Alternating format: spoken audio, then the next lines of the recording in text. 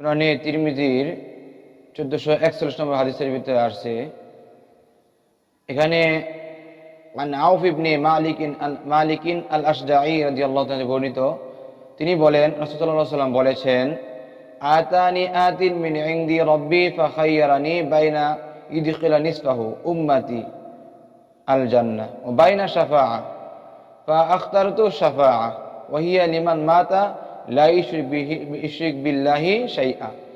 এই হাদিসের ভিতরে আউফ ইবনে মালিক আল আশজাঈ রাদিয়াল্লাহু তাআলা বলেন, রাসূল আকরাম সাল্লাল্লাহু আলাইহি ওয়াসাল্লাম বলেছেন, আতানি আতি মিন ইনদি রব্বি, রব্বের পক্ষ থেকে একজন দূত এসে আমাকে জানাইলো, ফাখায়্যারানি বাইনা আইয়িদখিলা নিসফা উম্মাতিল জান্নাহ, যে আপনার উম্মতদের অর্ধেক উম্মতদেরকে আল্লাহ তাআলা জান্নাত দিয়ে দিবে, ও বাইনা শাফাআ, অথবা আপনি শাফায়াত গ্রহণ করবেন।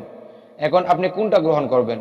যে আপনি আল্লাহ তাআলার পক্ষ থেকে অর্ধেক উম্মত জান্নাত চলে যাবে সেটা গ্রহণ করবেন, নাকি আপনি শাফায়াত গ্রহণ করবেন? রাসূল বললেন, ফাখতারতু শাফাআ, আমি কি করলাম? শাফায়াতকে গ্রহণ করলাম।